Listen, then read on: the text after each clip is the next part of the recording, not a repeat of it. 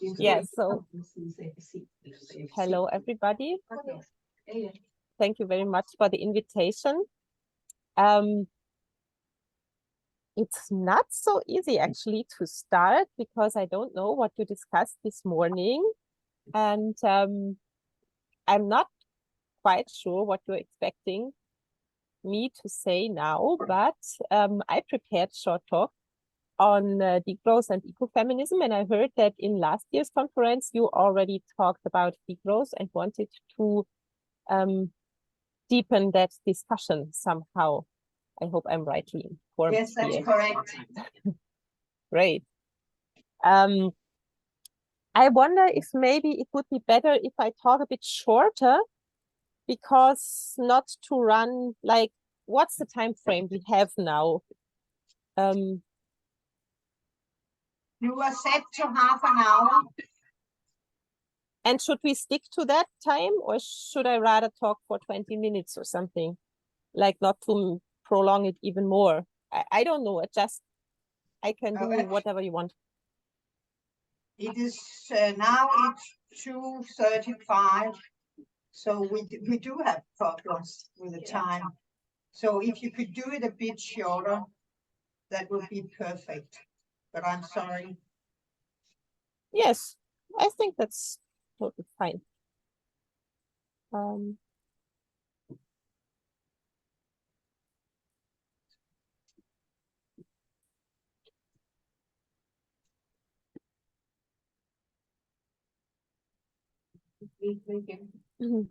So I also brought something to share.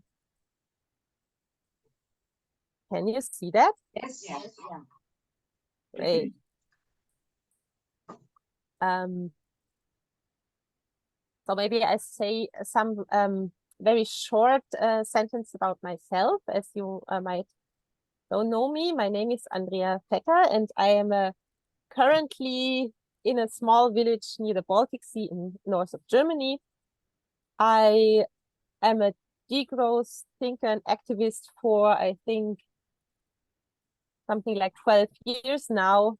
Organized several conferences on the topic and wrote a lot of articles and also books on that, like the most recently book you might know or might want to know. It's called The Future is Degrowth. And it says it's a guide to a future beyond capitalism. So if you want to read about some ideas I present here, you can do that in that book. I wrote with two great colleagues, Matthias Schmelzer and Aaron Van Zintian. They are looking at degrowth from a economic historic perspective and a policy perspective. And I myself, I was trained as a cultural anthropologist, and now I'm referring to myself most of the time as a transformation researcher. Like, I'm teaching and talking a lot about how can transformation look like. And I'm also involved in several economic cooperatives, for example, an energy cooperative and a media cooperative, trying to organize and make a living in a way, maybe not beyond capitalism, but somehow trying to broaden the niches that our current system gives us to work in. And so today I will talk to you about the connection between degrowth and feminist thinking. And as you all might know, this week was the 8th of March on Wednesday. Here in North Germany, it was an official holiday. I don't know how it was in your country. There was a lot of demonstrations going on worldwide, like millions and billions of people were on the street. 8th of March is the International Feminist Strike Day, I would say. Here you can see a photo of a Berlin protestation from the 8th of March. And it's not recently that women, but also lesbians, inter, trans, agender, and other queer people stood up and said, we really want to have another economy to be able to lead a decent life.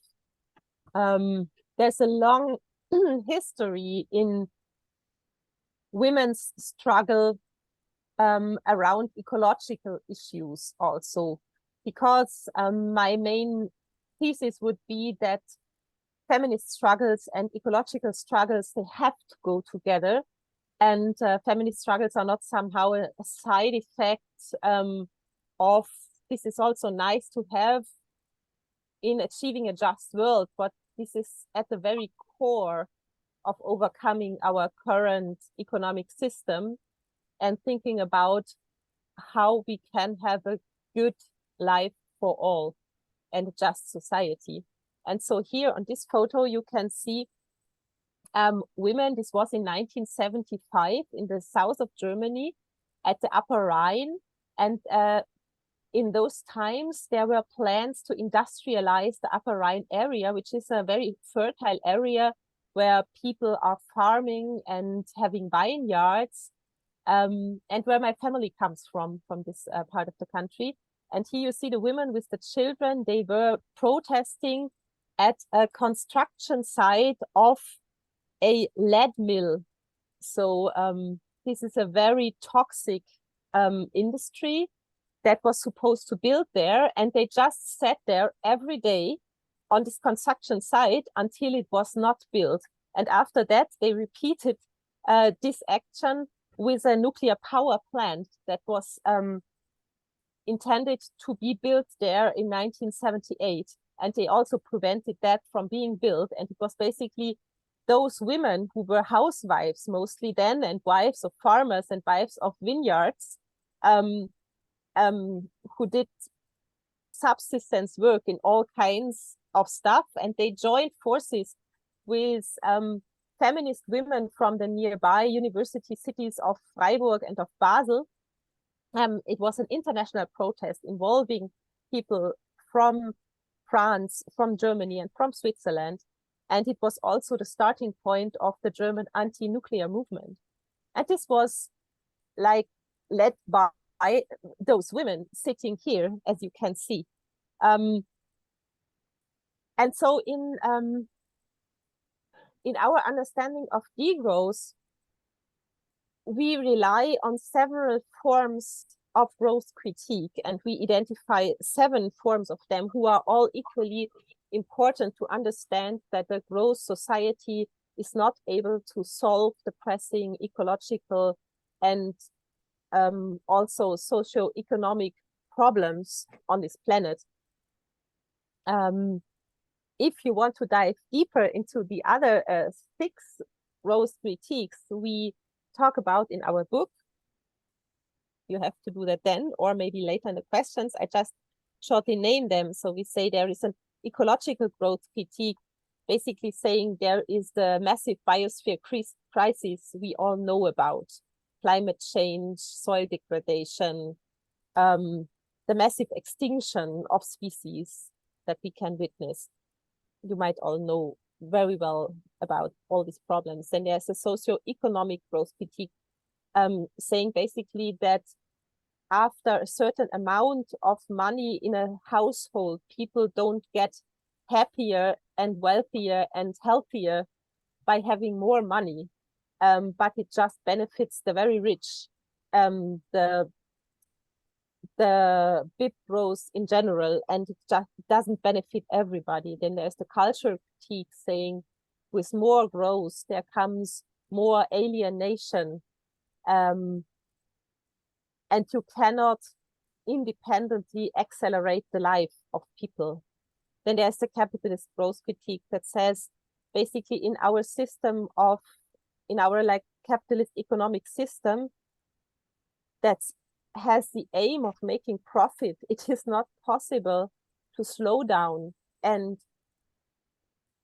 arrive at something like degrowth And so maybe we should think about a post-capitalist economy. There's the industrial critique, thinking about our technologies as a whole, and there's the very important South-North critique talking about imperialism and colonialism, basically. But what I want to talk about today mostly is the feminist growth critique, which is often forgotten in talking about degrowth, not naming the mothers of this whole discussion, but only naming the fathers, which is, of course, very sad, because the mothers of this discussion have a lot to say. Namely, they brought this very nice model into being. It's called the iceberg model of work. And it's a model that is very widely used in different forms in feminist economics. And this is, as you can see, a picture of an iceberg. And icebergs in nature, they work like this, that only the tip of the iceberg is visible above the surface. This is that where you can see the small sun and this blue sky behind. This is the tip of the iceberg. And all the biggest part of the iceberg, also in nature, in our now melting icebergs in Greenland, etc., the biggest part of the iceberg is beneath the surface, like underwater. You can't see normally. And in talking about economy, it is very important to make visible the whole of the economy, and not only talking about the visible tip of the iceberg. And what's the tip of the iceberg of the economy? That is capitalist markets and wage labor. And this is, and in a lot of discussions about socio-ecological transformation, we talk about altering the structures of these markets and of this wage labor, and think about, how to rearrange the resource flows that go on in this tip of the iceberg, and how to rearrange structures so they be more just in the tip of the iceberg. For example, a feminist question only concerning the tip of the iceberg would be, how can we arrive at more women being in top managerial positions in big companies? And that is not what feminist growth critique is about. It's about looking at the whole of the iceberg, and especially at the parts that are beneath the surface. And you can see these are things that basically make it possible for us human beings to live and to thrive. And this is things like housework, like cleaning, like tending families, childbirth, gardening, but it's also what the plants and the animals do, like photosynthesis, or just growing. It's also gifts we give, it's parenting and love and barter and informal loans. And it's also a lot of informal economic activities, like do-it-yourself stuff, but also more formalized things that are not market-driven, like housing cooperatives or community currencies or worker cooperatives. And seeing that whole of the economy,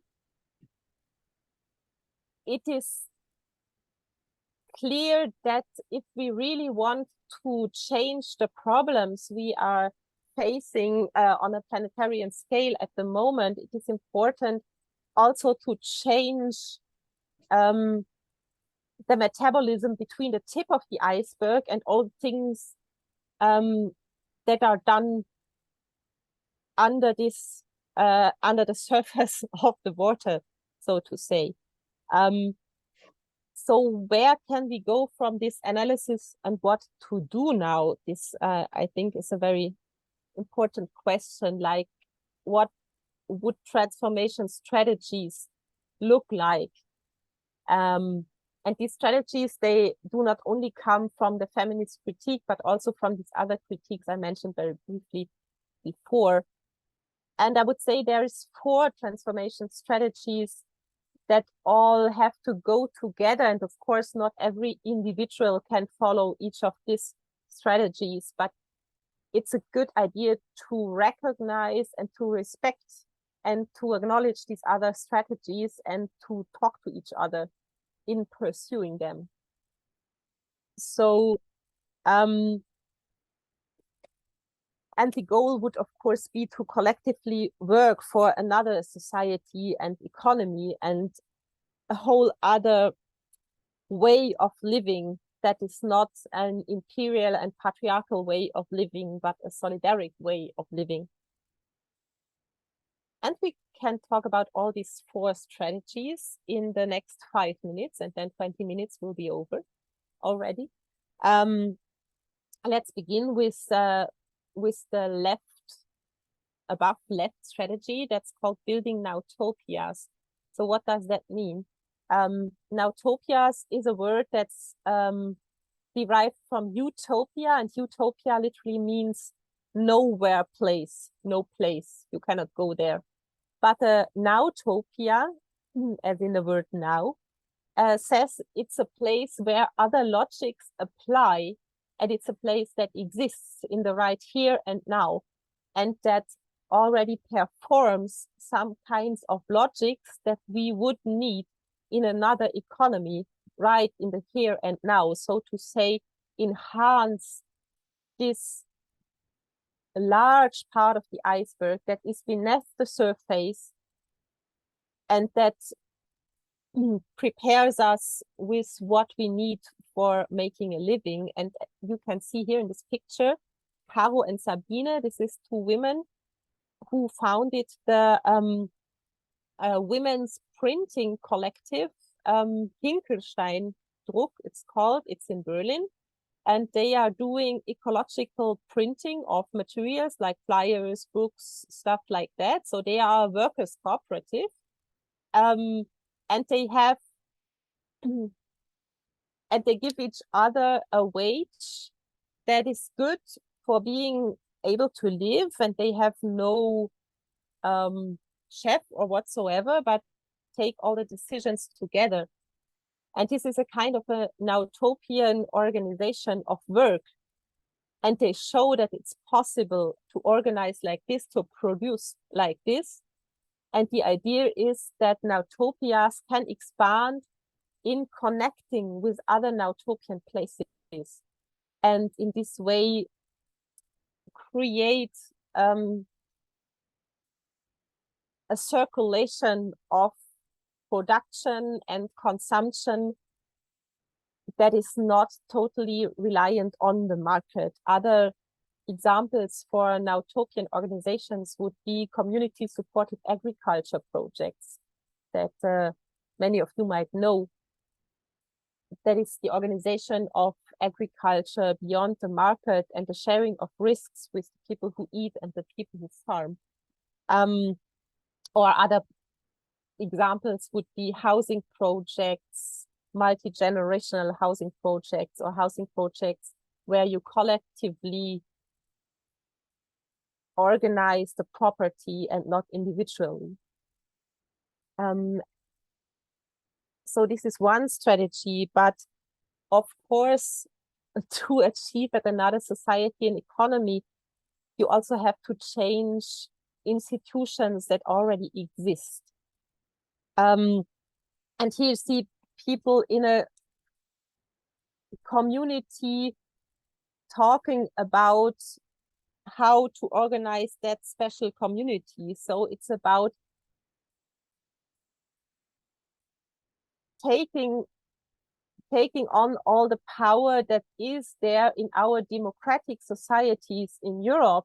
We have the possibility, especially in the municipalities, to really engage as citizens and to be able to try local to try to change local governments and a lot of local organizations, and we should go there and do that.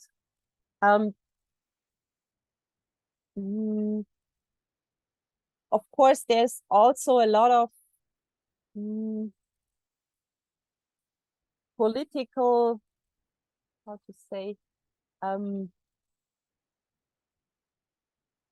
lot of politics that cannot be done on a local level, but has to be changed on a bigger level. Like, for example, one of the central proposals of degrowth policies that also comes from feminist considerations is free basic infrastructures for everybody.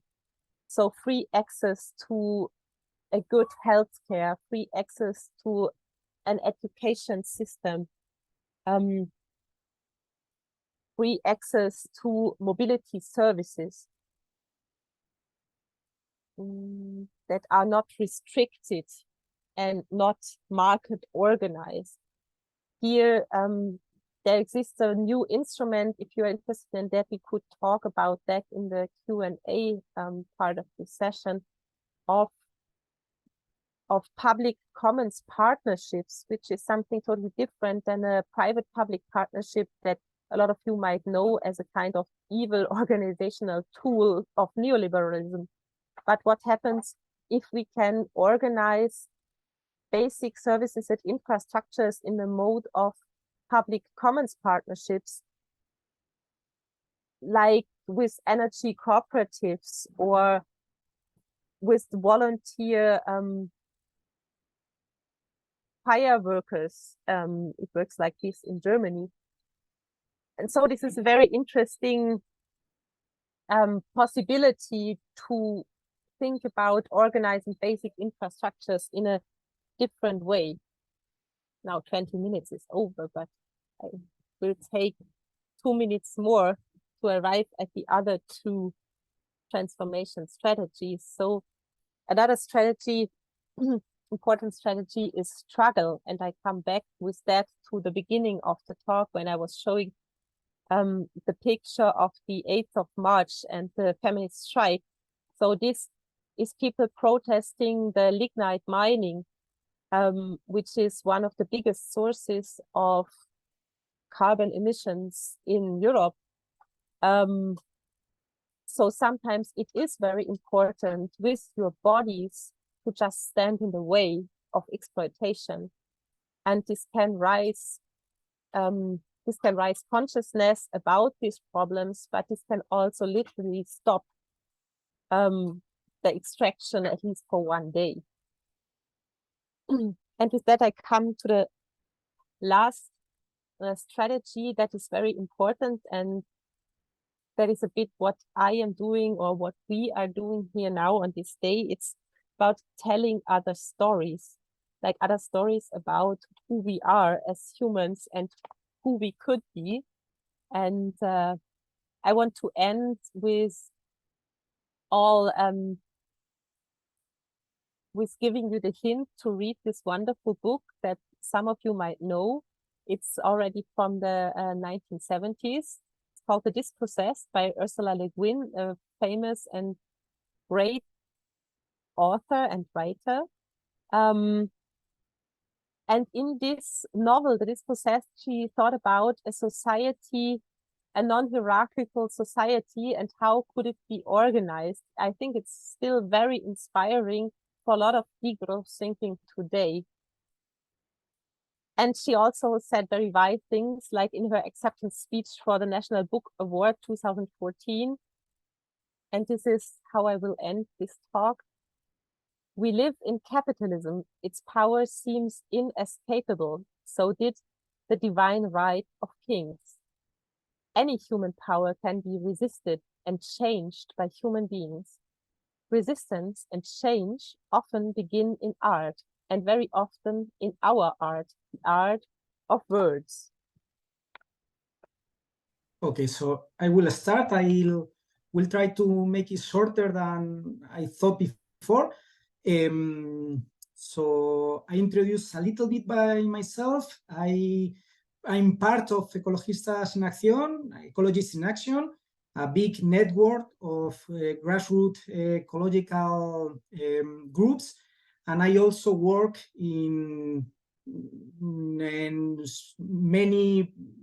many projects about transformation of the economy, like in a ecological and social way of thinking, like eco-social. So I'm going to share my screen, and I start. So I have an introduction about the idea of Green New Deal and the growth in the general context of the Ukrainian war, but I'm going to jump through it because we are not so many good of time, so I'm going to jump. And I will start with the two big paradigms that we have now in the ecological problems we have. One of them is Green New Deal, and the other one is the growth. I will start with Green New Deal. Green New Deal the idea is around the development of high-tech renewables, the development of the electrification of the economy with the electric vehicle in the main place. Also the development of smart cities, the Internet of Things. I don't know why it's so strange now, the presentation, about circular economy. And all these things is supposed to permit growth, employment at zero emissions. So I'm going to analyze each of them. The first one is the development of high technical renewables. The general idea is that we have renewables, we have fossil fuels, and we can change fossil fuels by renewables, and the properties will be the same, and our economic system and our social system will be more or less the same. And this is not true. It's not true because the characteristics of the fossil fuels energies are very different from the characteristics of the renewables energies. The fossil fuels energies are very concentrated. That permits a high net energy for the society and high density, are available in stock, are available without any natural cycles of wind or of water, of rain, or of solar, are easily storable, easily transportable. Also, they are available in large quantities, and we use the fossil fuels not only as energy sources, we also use them as material sources for asphalts, petrochemical, and so on. But the characteristics of the renewable energies are quite different. They are not concentrated energies, they are dispersed energies, so they have net less energy for the society, and they need a high use of land, and this competes with their agriculture and also with the biodiversity. They are not in stock. We cannot have them whatever we want. They are irregular flows, and they have a low capacity factor. This means that you have a solar panel, and it doesn't work every time. It only works when you have sun and you have good sun, and this makes a low capacity factor. They also are little storable. There is controversy in the scientific world about the available power that the renewables will give us, but there are a lot of studies that say that they can give us little available power, much less than the fossil fuels. Anyway, by the precautionary principle, it's better to work with the idea that they give us little available power. But the renewables we use have some more disadvantages. One of them is that we use them mainly to produce electricity, and we have a lot of problems to make general mobility with electricity. Later we speak about these things. Or we have problems with all the petrochemical industry to have it with electricity. What we call renewables energies, instead, they are not renewables. They are built with non-renewables energy and materials, and they have little short times. A solar panel or a wind turbine more or less have 20, 30 years of life, then it's broken. And they also have appreciable socio-environmental impacts, anyway less than the fossil fuels. I will focus on some of these ideas. When we try to analyze what are the energy that the renewables give for us, we see that the net energy we have available is less than the fossil fuels. Now we have 1 unit of energy, and we take 4 using fossil fuels. When you use solar photovoltaic, in the best practice, we invest 1 and we achieve 1.5, more or less. So the net energy that the renewables give us is much less than the fossil fuels. Speaking about the capacity factor, this has implication on how much power plants we have to build. Replacing 1 watt of fossil energy, fossil electricity requires installing 4 watts of solar or 2 watts of wind. When we scale this and we make in a huge thinking in the whole work, we have numbers that are more or less impossible. We need more than 2,100 new power plants needed for a world like the current 100% without fossil fuels, and now we have more or less than 50,000 plants. Replacing the existing fossil fuel power system using renewables is not possible for the entire human population. So this is a problem, a big problem of justice. I said that when we speak about the renewable energies, they are not actually renewables. We need fossil fuels and scarce minerals in the manufacture of machines, in the components such as the concrete, or in their installation. And we need a lot of materials. The technologies to use renewable energies are more intensive in materials than those destined to use of the fossil fuels. And this is a big disadvantage because some of these materials, we don't have it. Reserves of at least 14 elements are insufficient to cover the expected demand until 250. If we see how is the disposition of the mines under construction or operating, we see that the demand for this, like copper, lithium, or cobalt, it's much more than we have available in the mines that we have in the whole world. So how about the electric vehicle? The second main idea of the Green New Deal. Now our way of transporting is nearly 100% dependent on fuel. And it's difficult to change this. We have 3 main alternatives. The first one is the electric vehicle. Here is the number of electric vehicles in the European Union, and we can see that they are more or less 2% of the whole part of vehicles that we have.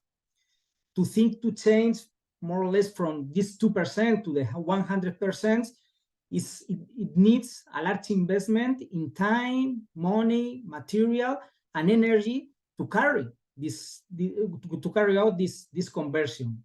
But this is not the whole problem. We have to change much more things.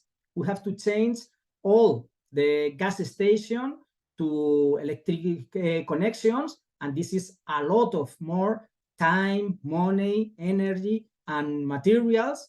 We have to increase the electrical network, more money, more materials, more energy, to increase the electric power, because we have to give this electricity to the cars. And this is for cars, because lorries, sails, planes, it's impossible to electrify them with the same properties we have now, because don't have this technology. And if we see the implications for the climate, the only transformation in the transport that managed to reduce greenhouse gas emissions sufficiently in their drastic decrease. This is a model that tries to make what we have to change in the mobility model to be in the safety parts of climate change.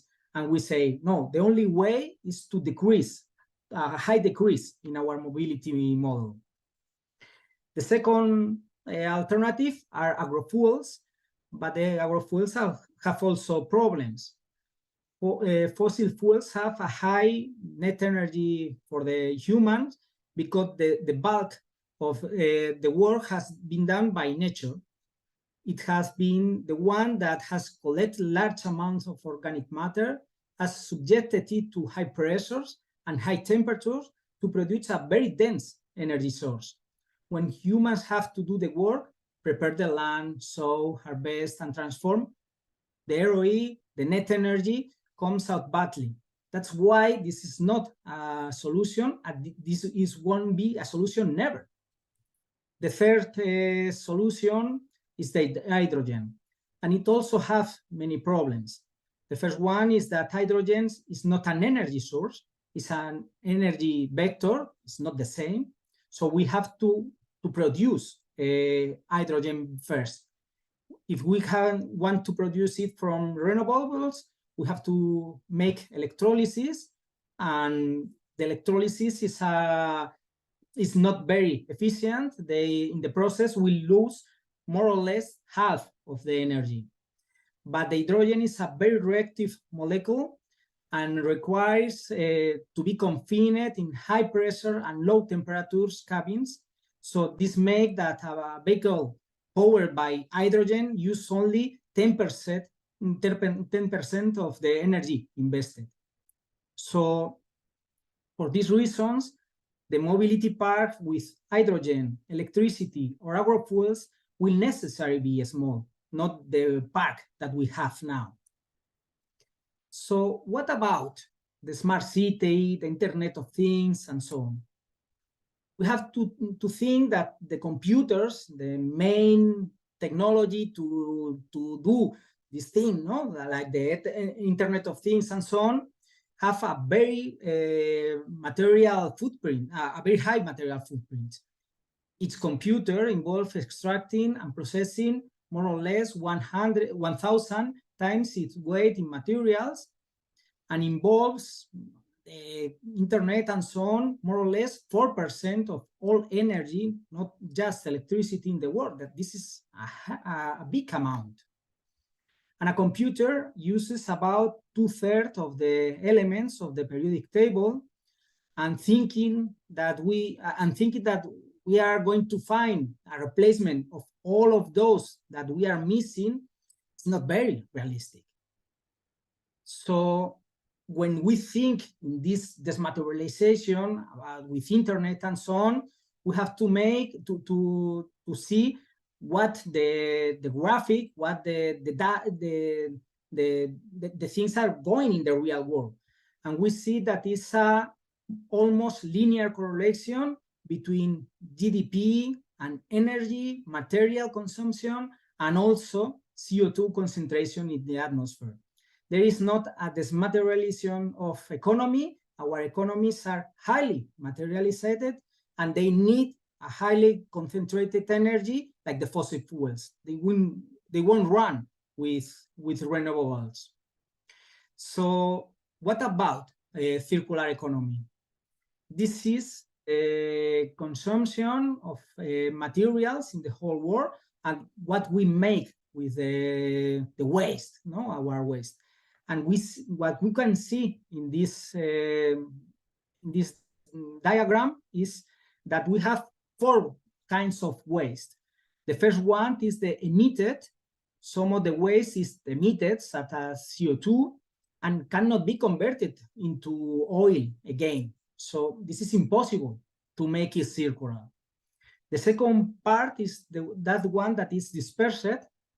One part, such as the phosphorus used as fertilizer, is dispersed and cannot be reused. You throw the phosphorus in the fields, and you can use the phosphorus that is not used by the plants.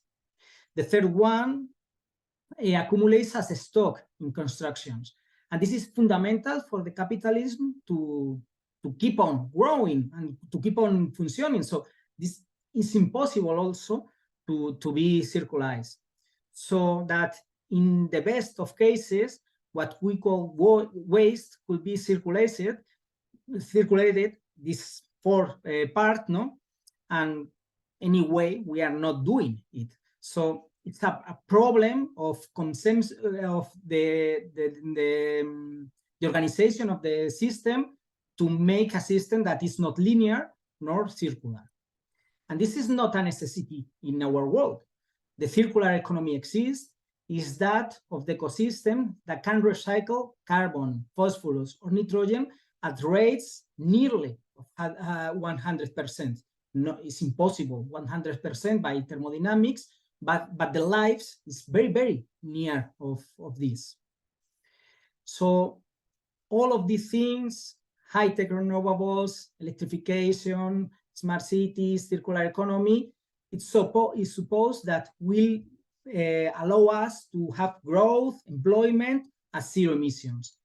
But doesn't look like very, very realistic. If we see the green growth emissions of a high development of renewables and so on, in the short term, they emit more CO2, not less CO2, more CO2, because you have to build a lot of aerogenerators, a lot of solar plants, and so on. So you have more economic activity, more economic fuel, fossil activity, so more emissions. And if you see how it impacts in GDP, in the growth, we see that, well, we can make part of growth during some years because this inverts and so on, but finally we'll see the growth of the economy. So this won't solve the need of the capitalism to growth and growth and growth, and with this growth to generate employment and so on. So the other paradigm, the growth paradigm, what is about? Andrea tells some general ideas and important ideas before me, and I'm going to speak about work that we made some years ago about the Spanish economy, but I think it's also can be more or less thinking is more or less similar to of German or Danish economy. We make three main scenarios. One bow scenario, Green New Deal, but it's a special Green New Deal. It's more or less the growth Green New Deal, and the growth is the D scenario. And what we can see in the emissions is that if we make the politics that can achieve us to this Green New Deal, the growth in Green New Deal, we have a reduction in the emissions about 45% in between 220 and 230. But if we make the reductions of the growth politics, we have a 68 reductions in the decade. The 68 reduction in the decade is the reduction that we should do in Spain, because we are one of the main emitters historically per capita. So we have to make a reduction more ambitious than one that United Nations is calling us, that is 58% in this decade. The Green New Deal doesn't achieve this medium for the whole of the world. It's less than this medium, and places like Spain, Denmark, or Germany should be above this medium. But in this work, we saw what is the impact on the employment of this such of policies. And the impact of the employment is very big. It's a big destruction of employment with the growth politics. What such of politics are these? Are politics that when we see the cares, the non-remunerable cares, these cares that are in our homes, done mostly by women, no, in our patriarchal society, we increase this such of works. We have to share this such of work within genders, but we increase these hours, but we reduce the emissions, changing our way of climatization, reducing a lot the mobility. We have another sectors like education, sanitation, or services, trade, or administration of the state that more or less are the same in employments. Some of them decrease a lot: finance, technologies of communication and information, industry, tourism, transport, construction, because we modulate a reduction in the economic metabolism, a reduction in the high-tech industry, and a reduction in the transport.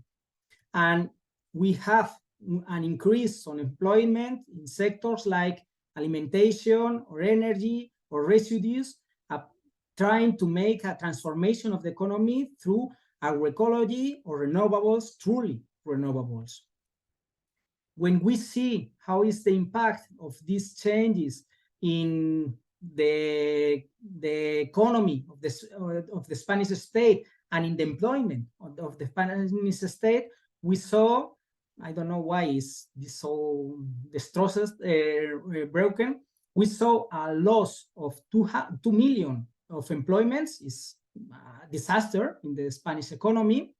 We saw a general change in what are the main sectors of the economy. Now the main sectors are social care, trade, and services. And in a second line are tourism, transport, alimentation, construction, industry, and administration of the state. If we make this such of changes, the main sectors will be also social care, services, and commerce, but also alimentation. And in the second line, there will be no more transport and there will be no more construction, because there will be sector that will change a lot. But this is with our way of organizing now the employment. If we share this if we work not 40 hours per week instead of 30 hours per week, we don't lose 2 million of employments. We create 1 million and more than 1 million of employments. So, and this is the final slide. What are the big policies we should do to achieve the growth policies with justice and with sustainability? The first one is redistribution of care work between these different genders, because if we have to work more in our homes, we have to share this kind of work. The second idea is at the growth of the economy, a localization of the economy, no more globalization, more localization. And the third one is an integration into ecosystem of this economy. This is an agroecology primarization, less industry, less services, and more agriculture. The third idea is a strong redistribution, like with measures like distribution of employment, basic income, expropriation, strongly redistributive fiscal policies, or foreign debt abolition. And at least, but not at last, we have to change our system. We have to change this capitalism. Andrea told about this before. And to change capitalism is to make a desalarization, a decommodification, changing of satisfying our needs. So we have to change these such of things. So thank you very much. I'm sorry by my bad English. Hello, can you hear me now? Yeah. Okay, perfect. Thank you very much to both of you. I would, I'm always so overwhelmed. I live in the countryside and there are no working place. We drive a lot in cars because there's no public service at all, no buses, no trains. So we drive by car and it's so bad for the climate. So where to start? That I really feel that could be, you know, useful to see what could we start with. Because when I drive, I often drive from Denmark to Poland. And when I go through the northern part of Germany, especially the part to the east, mostly people speak about poverty and the lack of resources to have to use money. So how do we create a discussion and a dialogue with people? That could be some of my questions. And then I would like to hear what you would, yes, you would like to take a question too. I think you should come up here because. Oh, couldn't you just turn it? No, because it's the sound who is wrong, sorry. Okay.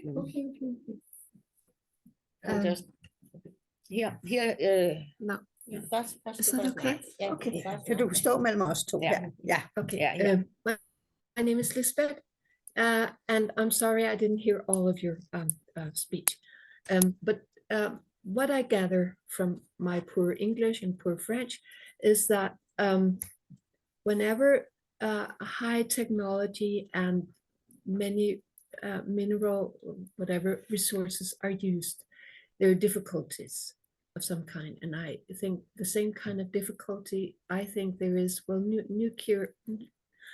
nuclear power, because we become dependent on something that we cannot, that we don't know of, that we cannot see if things are dangerous for us. High technology is, has to be built on our trust and dependency on things that we cannot control. Two things, the resources and the dependency. And so I think, how is it possible to find a way of creating energy sustainably and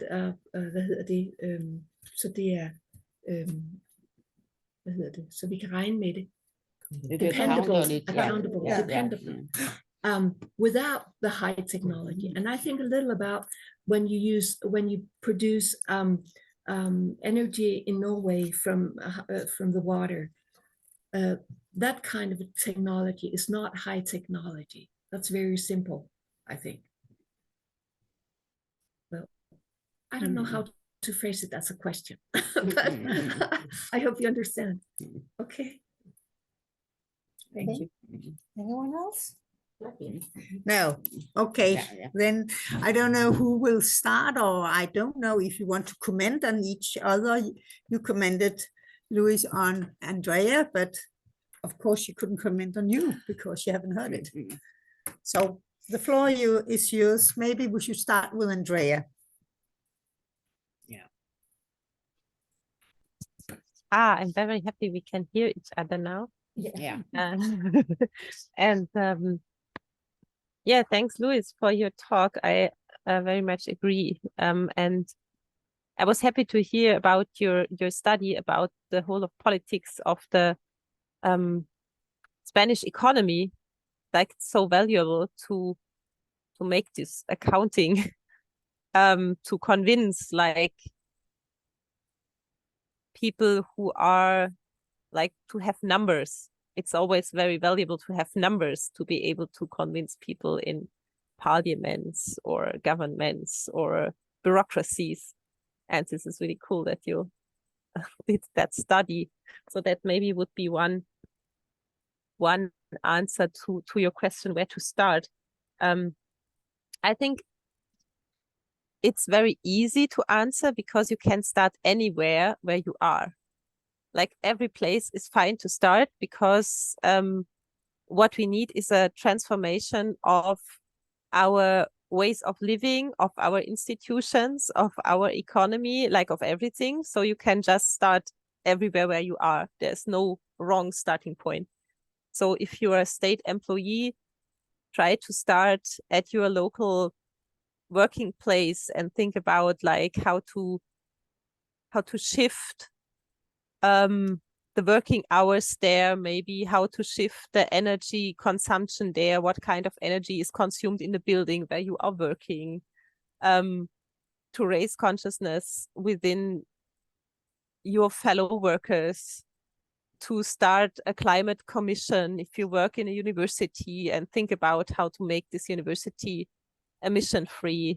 I mean, there's such a lot of starting points everywhere.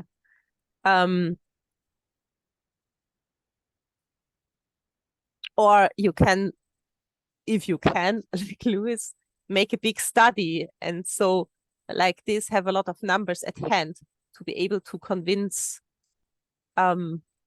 people with those kinds of arguments. Or you can write a novel like Ursula Le Guin and try to convince people with those kind of arguments.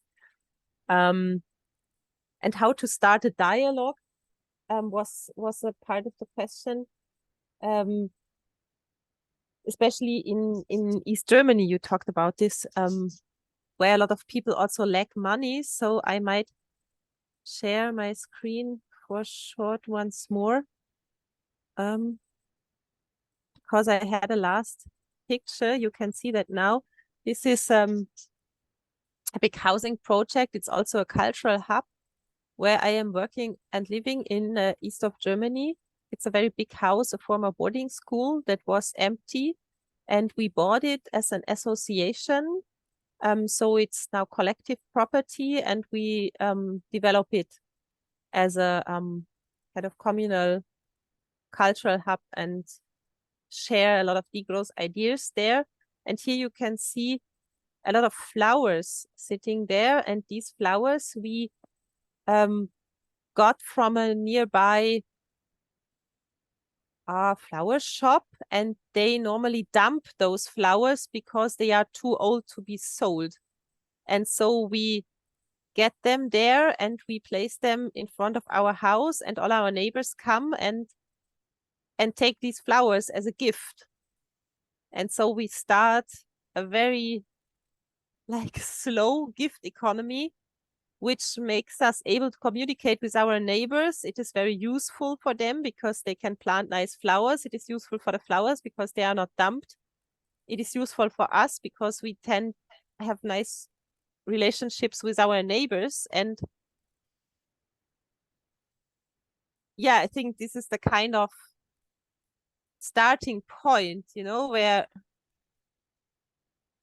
I think it's depends on where you are, with what kind of arguments you can convince, be it numbers in a statistics, be it flowers for your neighbors, or be it a story in a book.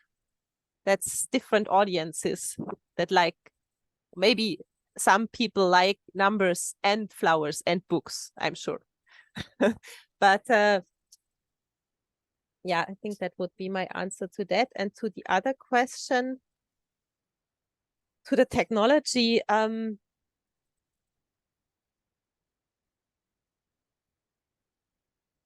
mean, the short answer is I once wrote an article about that question. It's called The Matrix of Convivial Technologies. And the question, what kind of technologies we would need for a degrowth society.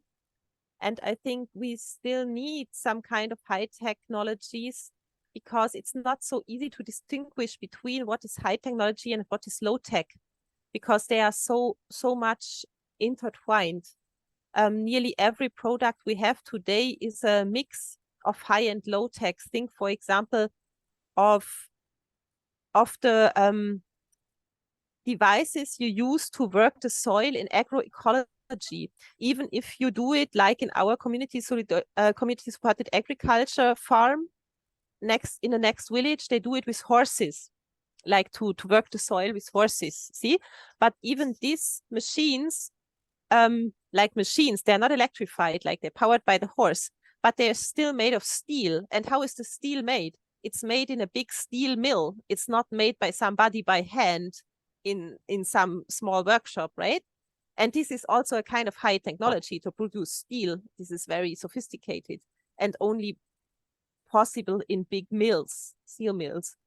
And so I think it's not so helpful like to demonize kind of high technology, but to really think of appropriate technology.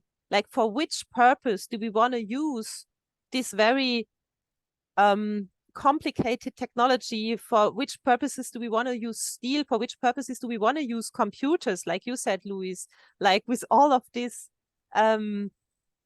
periodic system things that are in a computer, right? It's immense. Like, so it's really important that we think about, is it really necessary that every person has like 10 different gadgets and throws them away after 2 years?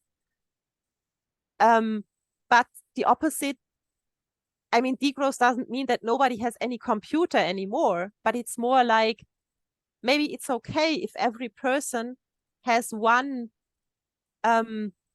computer device which is very which is reusable, repairable, which you can easily join with other devices. And how can we construct technology in an open source way and in a repairable way and in a reusable way?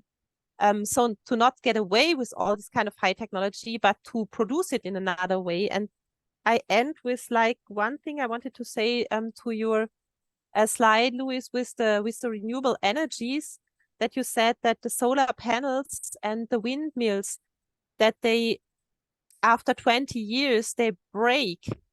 I think that is not the case, actually. I mean, sometimes they break, but all kinds of technical devices and artifacts need a lot of repair and maintenance.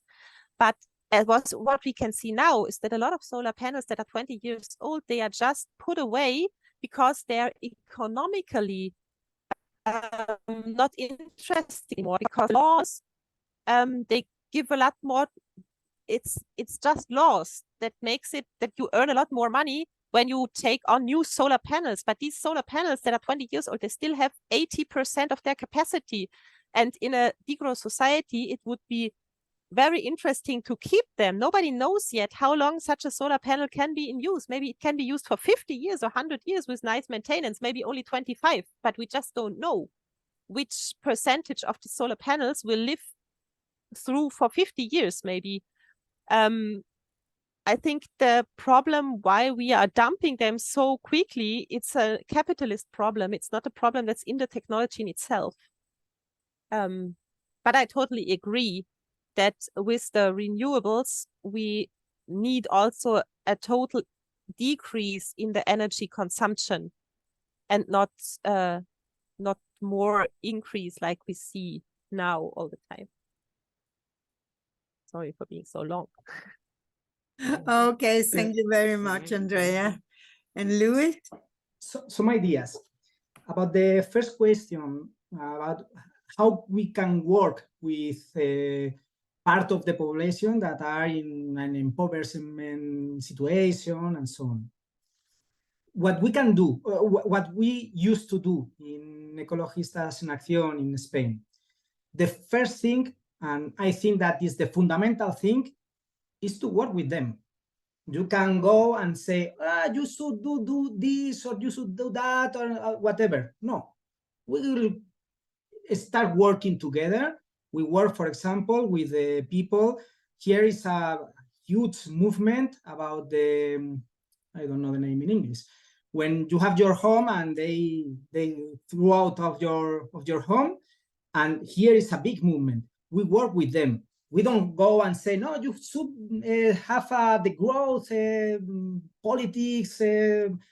No, we work with them, and in the work, we start to learn, and we start to teach, and we start to dialogue, and this dialogue is the way we can make the transformations.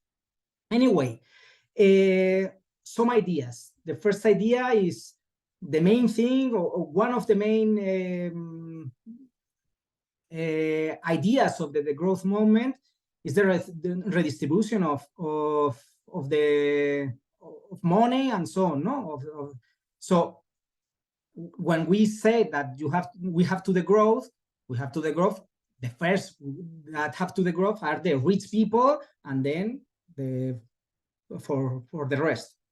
The second idea is that the growth is one part of political proposition, but one part of inevitable. We are going to live at the growth in our use of energy and materials, and this is not an option.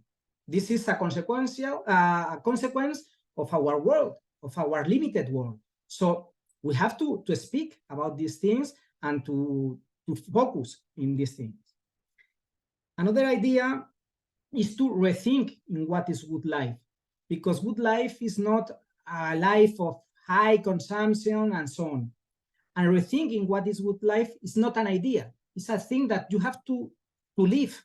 You have to construct with real alternatives, that one that Andrea told us now, no? And you have to visit them and to open them to the people and to see, this is a good life, and I would like to live like this.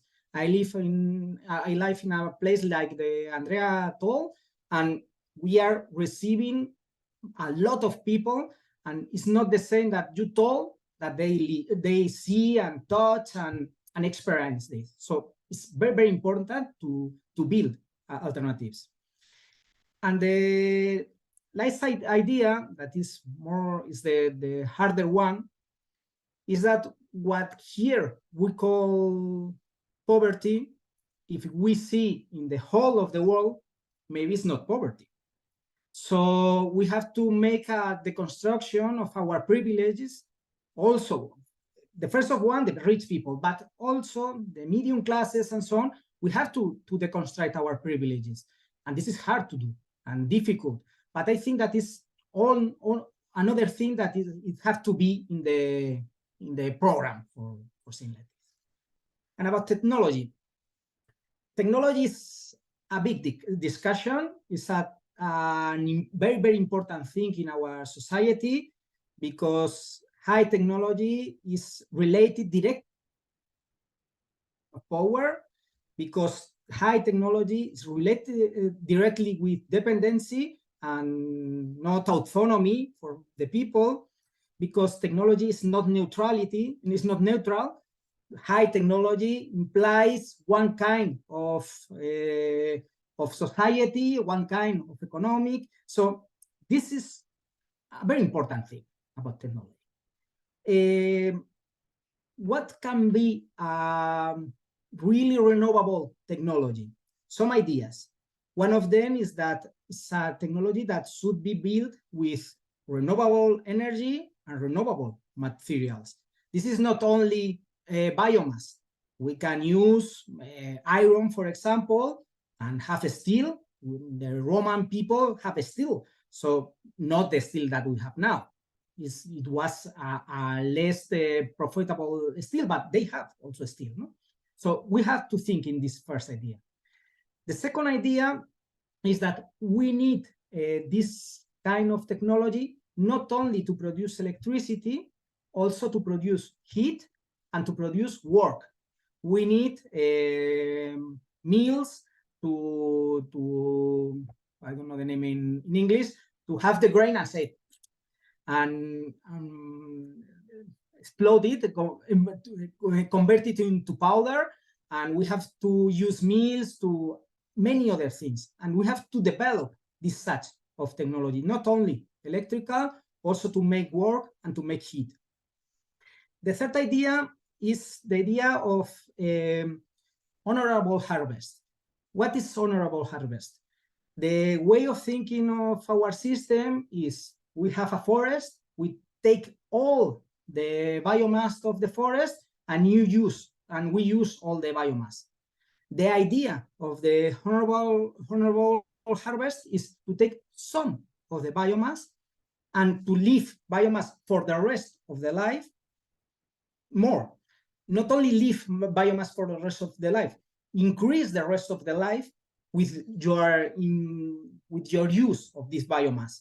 You take some of the trees, only some of the trees, and taking some of the trees, you can allow the forest to regenerate and so on. Another idea, another criteria for this kind of technology is that we should integrate our technology into the metabolism of the whole life. In my presentation, I said that the ecosystem can recycle the carbon, the phosphorus, the nitrogen, nearly 100%. We have to use this kind of technology. We have to integrate in this such of a way of reuse, very, very, very, very efficient. And thinking in that way is thinking in bioconstruction, is thinking in movement with ships, not with motor, with flags, and so on. Is to rethink about our technology. And the last idea is the last one, is I think that the technology should be controlled by the people. And this means that technology that should be not so complicated, not so difficult, with materials of the near around. These are all of things for me are general criteria, general ideas to focus in. It doesn't mean, like Andrea told before, that we can have any computers or we can have any medical machines. No, we can have some of them, but we can have some of them if our focus, our technological focus, is another technological focus, and is between these ideas, no, of renewable, really renewables, and so on.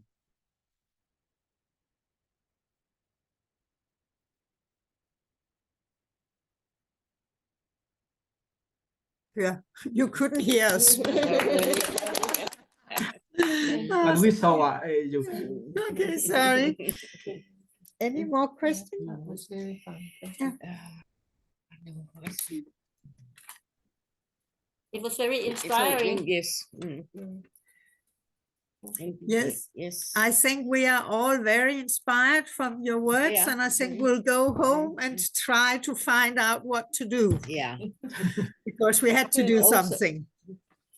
Would you Also, like? yes, also because I think that your point about the renewable energies are not as renewable as we suppose it is.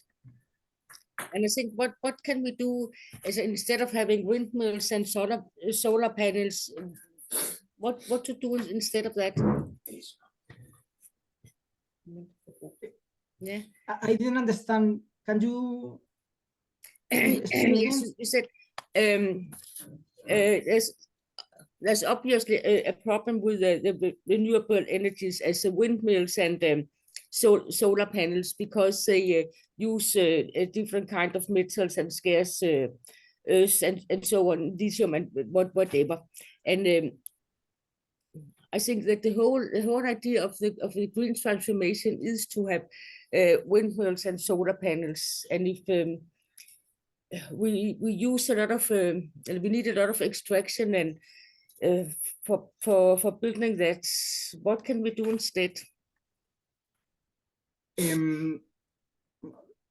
Andrea, or I start? Do you want to start, Andrea, or me? I don't know. I mean, I could start and just say, I didn't understand your point, Luis, but maybe I'm wrong, that we don't have to build solar panels and windmills. I mean, I think it's very important that The we question, build. sorry, I'll try and I think the question is, everybody thinks solar panel and windmills, they are good for the environment. But now we get more and more information saying that they are greasy in other ways, because when we build them, we use energy, different material. Minerals, And so the question is, can we do anything else? Or what can we do? Yeah, and I think my answer would be yes, they are also problematic, but we don't have other opinions at the moment. We have to build more solar panels and windmills, and we have to build a lot of them, and that is very important that it happens fast. But it does not, it's not sufficient to do that. Like, it's not everything we can do. At the same time, we have to change like the whole way of living and the whole way economy and industry are organized, and to reduce our energy consumption. And so then we can fade out fossil energies and still have some kinds of energies. But the idea that we don't have to change anything except of our energy production, that is wrong, because it will not, was what Louis said, like this net energy return is totally different with the renewables than with the fossil fuels. And so it's just not possible to keep up this kind of industrialized society with another energy base. But we have to reduce the demand for energy. Yeah. And then the next question is, how do we do that? Because I think that for many people, it's not, also because as Vibeke said before, that she has to go drive a car because in the countryside there's no public transportation and so on. So how do we do, what do we do for diminishing our energy consumption?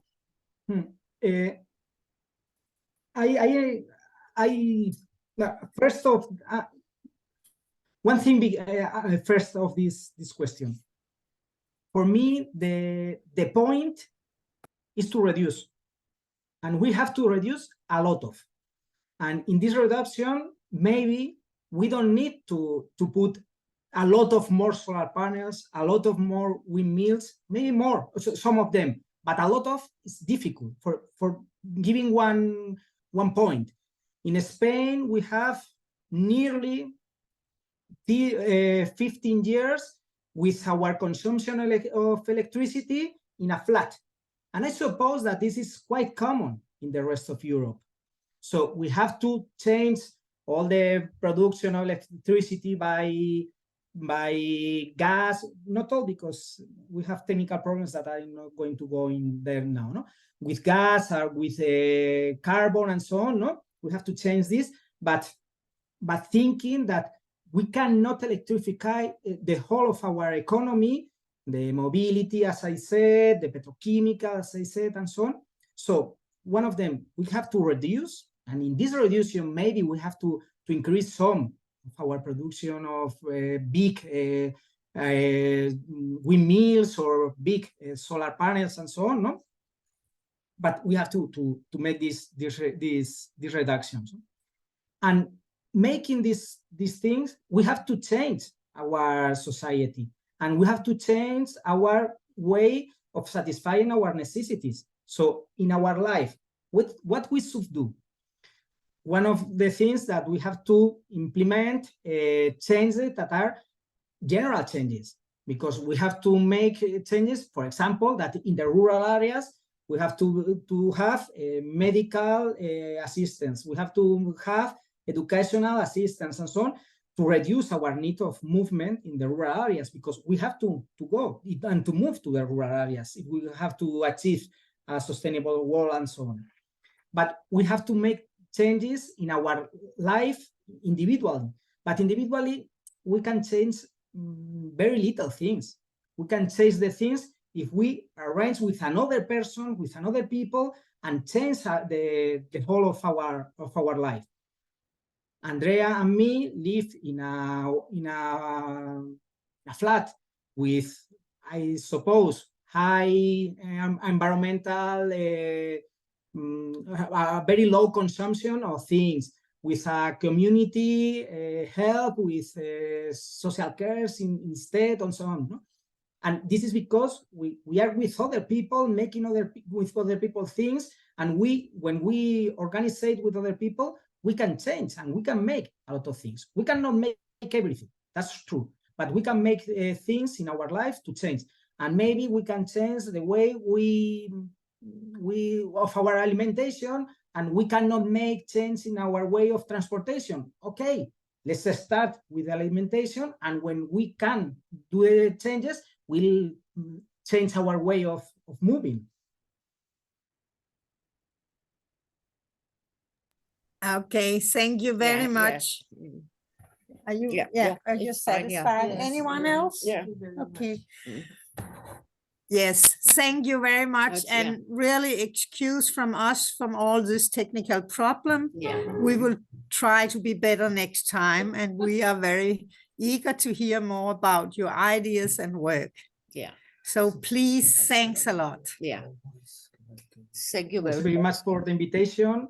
I only want to say one more thing, is Yes, that you welcome. can build a solar panel with low energy and easily reusable and repairable. So Yeah. we have a huge amounts of solar panels. And sorry again for my English, because I know that it's very, very bad and it's No, it's difficult no, no, no, to no. understand what Right, I'm saying. yeah. So Perfect. sorry a lot. Yeah. Yes, do you want to put anything else to Andrea?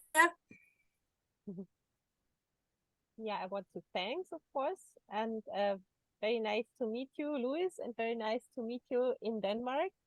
Mhm. And I just thought on the last notice of like where to start individually. I would totally agree to everything Louis said, and maybe add it's not about individual austerity, but it's about collective luxury, kind of. If we like, we can have so much things if we organize together. It's not about starving alone in our flat, but about organizing in a way that everybody can flourish with less things. Yeah. And this totally is possible. Yeah, Yeah. And it's fun also. yeah, Yeah. it must be. Yeah. Okay, Yeah. bye-bye. Bye. And thank you Bye so bye. much. Yeah. Bye. Thank you. Bye.